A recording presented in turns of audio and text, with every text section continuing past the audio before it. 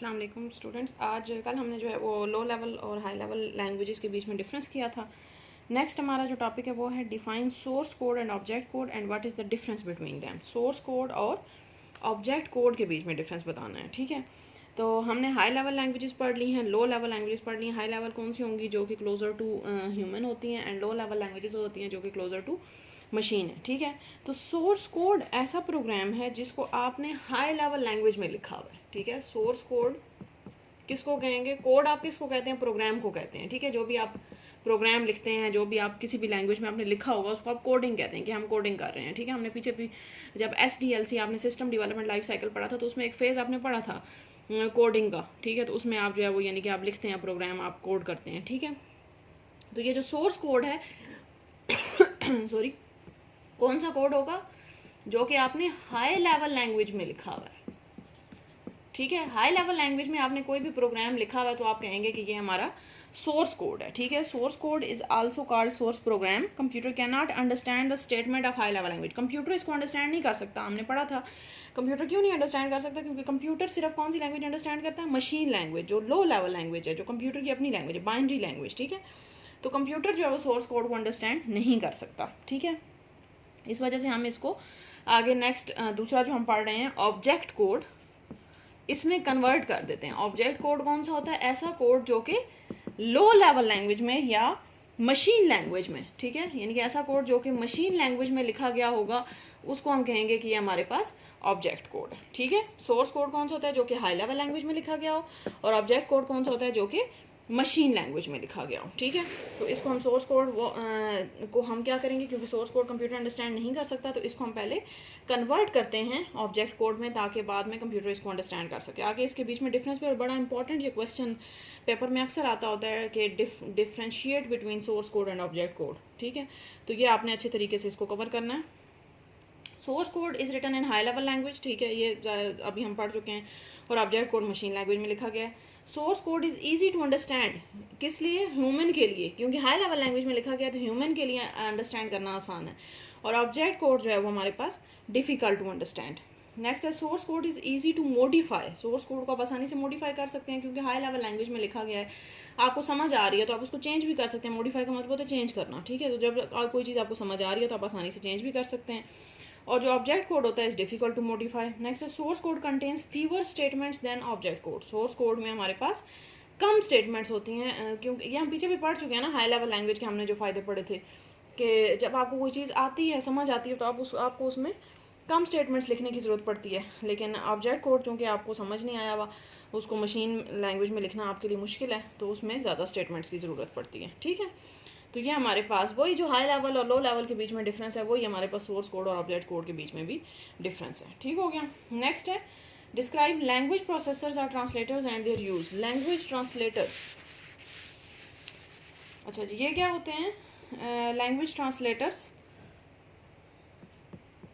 अभी हमने पढ़ा कि सोर्स कोड जो है वो कंप्यूटर को समझ नहीं आता, जबकि हमें तो वही समझ आता, हमें ऑब्जेक्ट कोड नहीं समझ आता, ठीक है। तो जाहिर है फिर हमें कोई ऐसा बीच में मैकेनिज्म लगाना पड़ेगा कि जो कि हमें हमारी लैंग्वेज को कंप्यूटर की लैंग्वेज में ट्रांसलेट कर दे, या कंप्यूटर ने कोई बात कही है तो हमें वो समझाने के लिए वो हमारी लैंग्वेज में ट्रांसलेट कर दे। तो उसके लिए हम बीच में क्या लगा देते हैं? ट्रांसलेटर्स लगाते हैं, ताकि हमारी हमने जो चीज़ लिखी है वो कंप्यूटर को हम समझा सकें कि उसका क्या मतलब है। और कंप्यूटर को हम कैसे समझाएंगे? कंप्यूटर की ज़ुबान में ट्रांसलेट करके। अब जैसे आपसे कोई फ्रेंच में बात कर रहा है, आपको नहीं समझ आएगी आपसे, फिर आप क्या करेंगे? दरमियान में एक ट्रांसलेटर रखेंगे जो कि जो भी वो फ्रेंच में बंदा बोल रहा होगा वो आपको उर्दू में या इंग्लिश में ट्रांसलेट करके बता देगा, तब आपको आसानी से समझ आ जाएगी।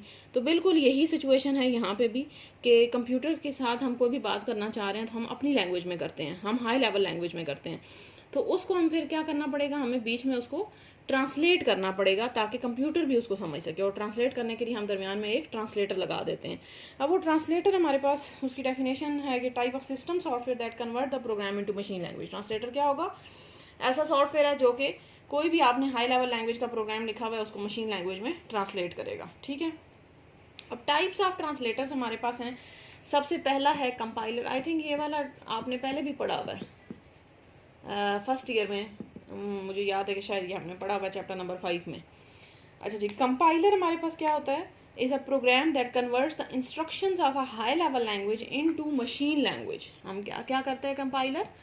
हाई लेवल लैंग्वेज को ट्रांसलेट करता है या कन्वर्ट करता है इनटू मशीन लैंग्वेज. ठीक है, यही हमने पढ़ा ना कि ट्रांसलेटर का बेसिक मकसद यही है कि हाई लेवल लैंग्वेज में कुछ भी लिखा गया उसको कन्वर्ट कर दे या ट्रांसलेट कर दे मशीन लैंग्वेज में, यही हमने पढ़ा. ठीक है, लेकिन अब कंपाइलर कैसे करता है? As a whole. As a whole का क्या मतलब है? ये वर्ड आपने लाजमी इसमें मेंशन करना है.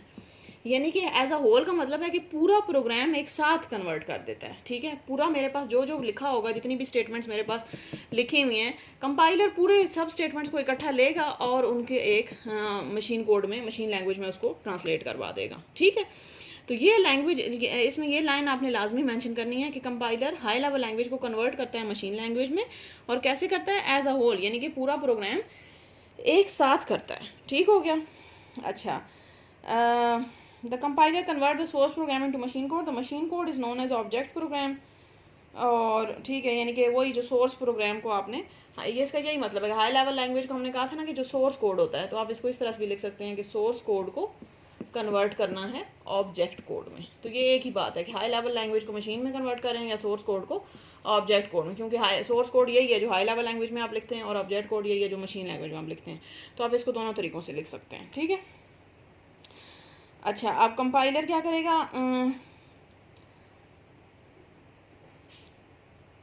बस ठीक है, इतनी इसमें काफ़ी है इसकी डेफिनेशन. ठीक है, आगे हम जब इसके डिफरेंसेस पढ़ेंगे तो फिर हम थोड़ा सा इनको मज़ीद एलाबोरेट कर लेंगे.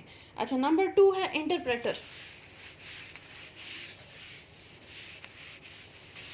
ये तो हो गया compiler. Number 2 is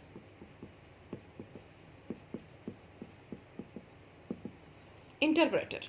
Interpreter is a program that converts one statement of a program into machine language machine at one time. ये क्या करेगा? ये भी काम वही करता है, वो जो हमने पीछे पढ़ा था कि सोर्स कोड को कन्वर्ट कर रहा था ऑब्जेक्ट कोड में. यही हमने पढ़ा था ना. ठीक है, काम इसका भी वही है, लेकिन उसमें हमने पढ़ा था एज अ होल. ये करता है one statement at a time, यानी कि एक टाइम पे सिर्फ एक statement, one statement at a time, यानी कि एक टाइम पे एक स्टेटमेंट को कन्वर्ट करेगा. ठीक है.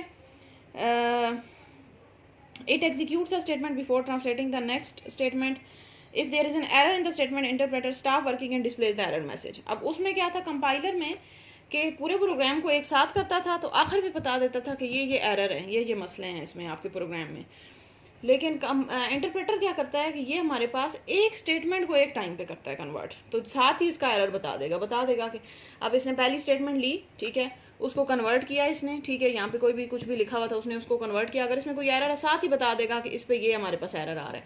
आपको पता होगा ये स्टेटमेंट पे आसानी से आप रिमूव कर देंगे. ठीक है, यानी कि आपको ढूंढना नहीं पड़ता. लेकिन कंपाइलर में तो क्या था कि वो पूरे प्रोग्राम को एक साथ कर रहा था. ठीक है, तो जाहिर है वो पूरा प्रोग्राम होगा, आखिर पे आपको जो है वो सारे प्रोग्राम के एरर्स जितने भी, फॉर एग्जांपल 5 एरर्स थे वो बता देगा. अब वो 5 एरर आपको उसी प्रोग्राम में बारी बारी ढूंढने पड़ेंगे. हो सकता है प्रोग्राम बहुत लंबा हो, 1000 लाइनों का हो, तो वो 5 एरर आपको बीच में से ढूंढने मुश्किल हो जाएंगे. कंपाइलर आपको हेल्प करता है ढूंढने में, लेकिन फिर भी वो थोड़ा टाइम लगता है. ठीक है, अब इसमें इसका ये फ़ायदा हो जाता है इंटरप्रेटर का कि इसमें साथ साथ आपको एरर पता चलते जाते हैं, आप आसानी से एरर को रिमूव कर सकते हैं. लेकिन इसका डिसएडवांटेज क्या है कि चूंकि एक स्टेटमेंट एक टाइम पे होगी, उसमें एरर बताएगा, फिर अगली स्टेटमेंट पे जाएगा, फिर उसमें एरर, फिर तीसरी पे, फिर चौथी पे, तो ये हमारे पास बहुत ज़्यादा स्लो हो जाता है. ये जो इंटरप्रेटर होता है इसका एक डिसएडवांटेज ये है, एडवांटेज ये है कि साथ साथ एरर पता चलते जाते हैं, और डिसएडवांटेज ये है कि स्लो होता है.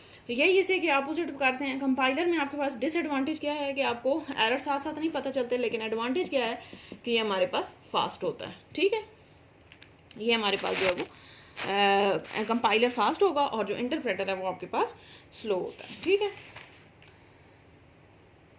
अच्छा जी, ये लिखा हुआ है कि interpreter is that it is not very efficient नहीं होता, यानी कि स्लो होता है, फास्ट नहीं होता. ठीक है. और असेंबलर क्या करता है? असेंबलर सिंपल है आपके पास, जो कि असेंबली लैंग्वेज में कुछ भी लिखा हुआ है. ये दोनों जो कंपाइलर और इंटरप्रेटर थे, ये हमारे पास ट्रांसलेट करते हैं हाई लेवल लैंग्वेज को लो लेवल लैंग्वेज में, और जो इंटरप्रेटर होता है, असेंबलर होता है, वो हमारे पास ट्रांसलेट करता है असेंबली लैंग्वेज को लो लेवल लैंग्वेज में, मशीन लैंग्वेज में. असेंबलर क्या करता है, इसको भी लिख देते हैं. ये हमारे पास जो भी प्रोग्राम आपने असेंबली लैंग्वेज में लिखा हुआ होगा उसको ट्रांसलेट कर देगा मशीन लैंग्वेज में। ठीक हो गया।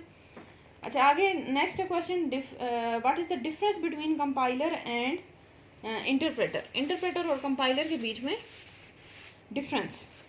अच्छा ये क्या डिफरेंस है, वही अभी हम पीछे पढ़ चुके हैं, एक दफ़ा इनको देख लेते हैं। Compiler converts a program into machine code as a whole, ठीक है, और जो इंटरप्रेटर था वो हमारे पास लाइन बाय लाइन करता है, स्टेटमेंट बाय स्टेटमेंट करता है, ये हम पढ़ चुके हैं। नेक्स्ट है कंपाइलर क्रिएट्स ऑब्जेक्ट कोड, और जो इंटरप्रेट होता है वो ऑब्जेक्ट कोड की फाइल नहीं बनाता क्योंकि वो साथ साथ कर रहा होता है। Compiler converts high level language that can be executed many time, और इंटरप्रेटर जो है वो हमारे पास converts high level language program each time it is executed. Compiler जो है वो एक टाइम पे फाइल बना देता है कि ये ऑब्जेक्ट कोड की फाइल है, तो अब आप उसको मल्टीपल टाइम एग्जीक्यूट कर सकते हैं। लेकिन इंटरप्रेटर जो है वो चूंकि लाइन बाय लाइन करता है तो उसकी कोई फाइल तो बनती नहीं है, तो जब भी आपको करना होगा तो आपको दोबारा से वो प्रोग्राम को ट्रांसलेट करना पड़ेगा।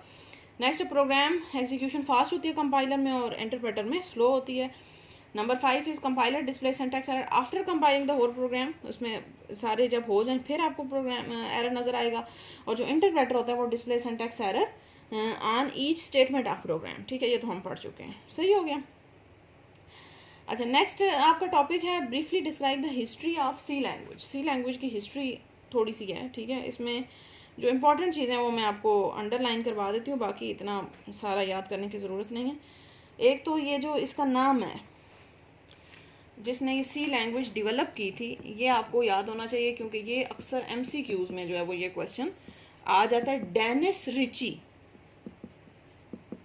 डेनिस रिची है जो बंदा जिसने ये सी लैंग्वेज जो है वो तैयार की थी, और कहाँ पे तैयार की थी, ये नाम है लेबॉर्ट्री का AT&T bell laboratories. Bell laboratory है हमारे पास जहाँ पे, और कब तैयार की थी, 1972 में। ये 3 बड़े इंपॉर्टेंट पॉइंट हैं, किसने बनाई थी। और ये अक्सर जब आप प्रैक्टिकल देने जाते हैं तो वहाँ पे जो आपका वाइवा होता है, जो आपसे क्वेश्चन पूछे जाते हैं, उसमें भी ये क्वेश्चन तो लाजमी, मैंने बहुत देखा है कि ये क्वेश्चन लाजमी पूछा जाता है कि सी लैंग्वेज बनाई किसने, क्योंकि ज़ाहिर सी लैंग्वेज पे आप 6 चैप्टर पढ़ रहे हैं तो आपको इतना तो पता होना चाहिए बनाई किसने है। ठीक है, तो डेनिस रिची उस पर्सन का नाम है, साइंटिस्ट था जिसने बनाई है। AT&T बेल लेबॉर्ट्रीज, ये लैब थी, लेबॉर्ट्री थी जहाँ पे उसने ये बनाई है, और अमेरिका में है ये लेबॉर्ट्री। ठीक है, और 1972 में ये बनी थी। ठीक हो गया। अच्छा उसके बाद है, हाँ, और इसमें एक और इम्पॉर्टेंट चीज़ ये है कि C language was originally designed for Unix operating system. हमने पढ़े हैं ऑपरेटिंग सिस्टम, आपने पढ़ा था ऑपरेटिंग सिस्टम की डिफरेंट आगे एग्जांपल्स हमने पढ़ी थी, जैसे विंडोज़ है, एंड्रॉयड है, लिनक्स है, यूनिक्स है। तो ये जो यूनिक्स ऑपरेटिंग सिस्टम है बेसिकली ये इस ऑपरेटिंग सिस्टम के लिए बनाई गई थी। ठीक है, यानी कि बेसिकली ये विंडोज़ के लिए जिस पे आज हम यूज़ कर रहे हैं उस पर नहीं, उसके लिए नहीं बनाई गई थी। बेसिकली ये किसके लिए बनाई गई थी, यूनिक्स ऑपरेटिंग सिस्टम के लिए। ये भी इंपॉर्टेंट चीज़ है। ठीक है,